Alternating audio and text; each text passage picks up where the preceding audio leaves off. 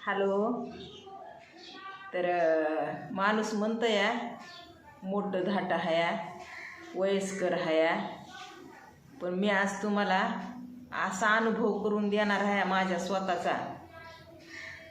माझं वय झालंय, मान्य आहे मला, मग त्या वयाच्या मानानं हे माझं हृदय एवढं का समजून घेत नाही, समजदार नाही, ह्याचा विचार मला बी पडला आहे.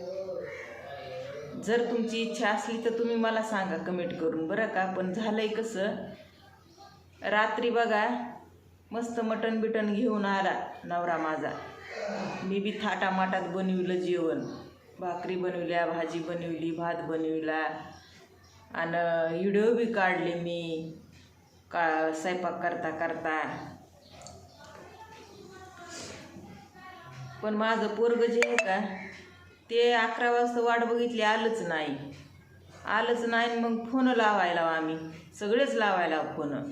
आधी बाप फोन लावून बेजार, फोन उचली नाही. पुन्हा मग बहीण लाविते, मी लाविते, पुन्हा मग भाऊ लावितय. कसं काय ह्याचे फोन उचली नाही म्हणून, भावाचा उचलीत आहे फोन ते, म्हणून फोनच उचलला नाही. शेवट गाड्यानं फोनच उचलला नाही. 1 वाजला. मग हे माझं मोठेपण, माझं वयस्कर होणं, म्हणजे हे मी सगळं विसरून गेले आणि माझा जीव निघून यायची पाळी आली. एवढं म्हणजे आधी मला लटलटी सुटली बघा, लय लटलटी सुटली. फोन लागायला पण कसं काय उचली नाही, असं म्हणतात. परेशान. आणि मग अशी थरथरी सुटली म्हणतात मला, की लयच थरथरी सुटली. असं किती बी हानू घ्यायले आणि किती बी असं उरबडून घ्यायले आणि किती बी गरबड्या अशी, म्हणजे काही भानातच राहिले नाही मी रात्रीच्या 1 वाजता. आणि काय चाललं या, मग ह्या लेकरानं काय केलं, माझा ते अवतार तसला फोनमध्ये उतरून घेतला आणि त्याला पाठविला. कुणाला? माझ्या लेकाला.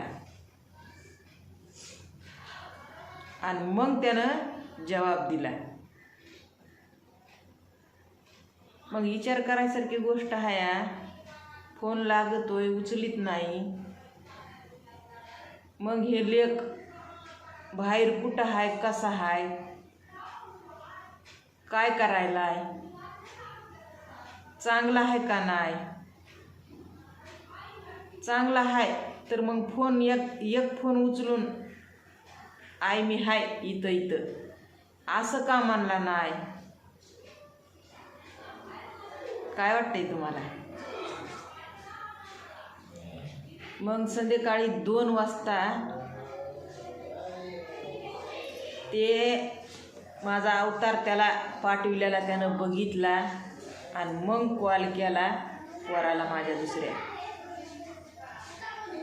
की ऑफिसमध्ये मला झोप लागली आणि मी ऑफिसमध्येच आहे आणि झोपलो होतो.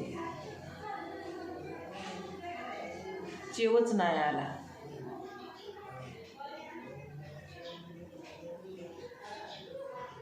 तर बघा काय करायचं ह्या शहाणपणाला आणि ह्या मोठेपणाला आणि ह्या म्हातारपणाला.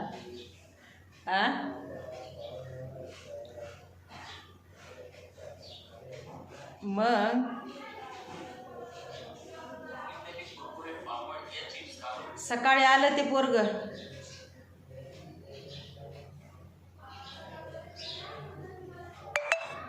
पण त्यानं विचार केला का नाही केला माहिती नाही.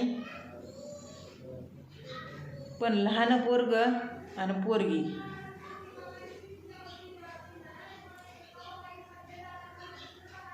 असे परेशान होते म्हणतात माझ्यासाठी,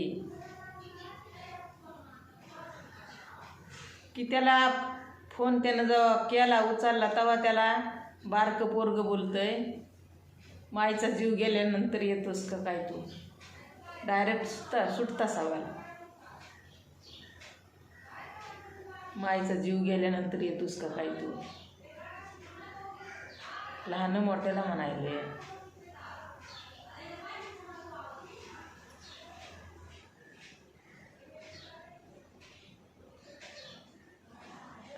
अशी गोष्ट होती माणसाची. तर मग बघा, तेव्हा कुठं जाते आपलं मोठेपण, शहाणपण, म्हातारपण. आता बी माझे डोळे भरून यायले. तर माणसाला नाही सैन होत. जेवढं आनंदात राहतान तेवढं आनंदात राहावा माणसानं. जरा जरी बी आपल्याला जाणवलं ना, त्या वाईट गोष्टी असतात ना, त्या वाईट गोष्टीची ऊब, तर माणसाचं जीवन जगणं लय अवघड होऊन जातं या. आणि म्हणून मी सगळ्याला काय म्हणत असते, होईन तेवढं आनंदात राहा.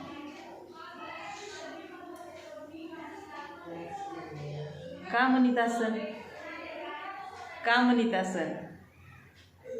अरे दादांनो,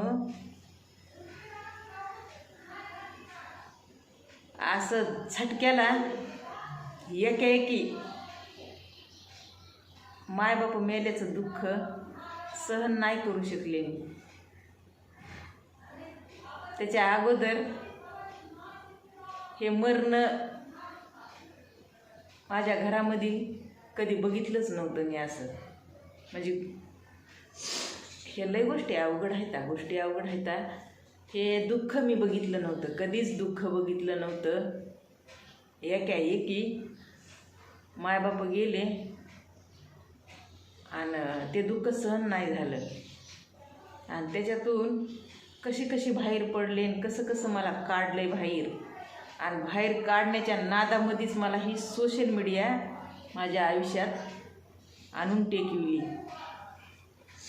आणि कुठं मी कसलं कोणतं आयुष्य जगायले ते तुमच्या समोर आहे. आणि हे बघा, आपण कोण आहेत हे आपल्याला माहिती असतंय, जगाला नसतंय. पण जगाच्या नजरेमध्ये नक्कीच आपल्याला कुठंतरी डाग लागतंय. इथपर्यंत मी पोहोचले. हे आयुष्य जगण्यासाठी संघर्ष करीत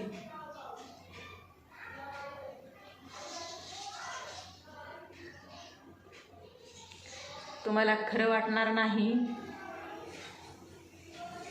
पण मला जे तुम्ही लोक बघताय ना, रिअल आयुष्यात माझ्या मी कुठंच तशी नाही. कुठंच माहीत नाही. माणसाचं आयुष्य कधी बदलून जातंय ते स्वतःलाही कळत नाही. हे खरं आहे बरं का.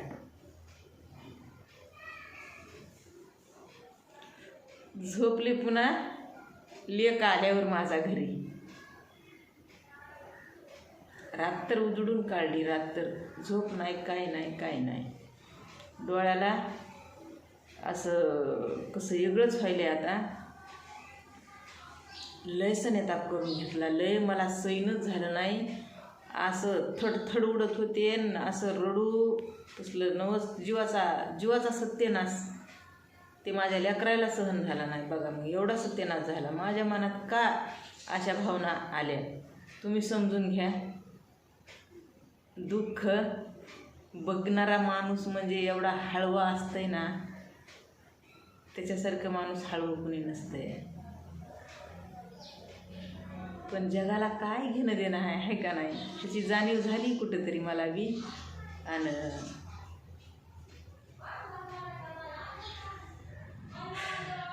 असू द्या, जाऊ द्या. पण हालत खराब झाली राव माझी बरं का. हालत खराब झाली.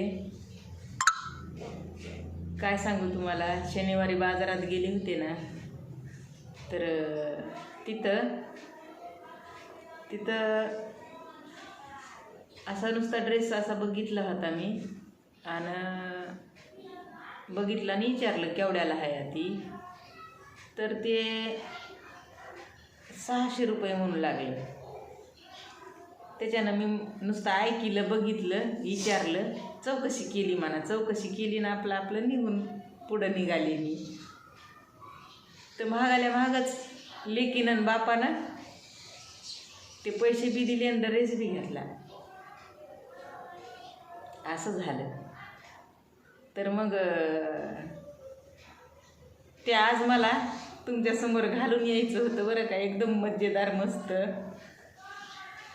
पण माझी हालतच खराब झाली. तर त्याच्यानं बघते प्रयत्न करून संध्याकाळपर्यंत जरा मूड माझा चेंज करावा लागेल मला. हे बी तितकंच खरं आहे. चला.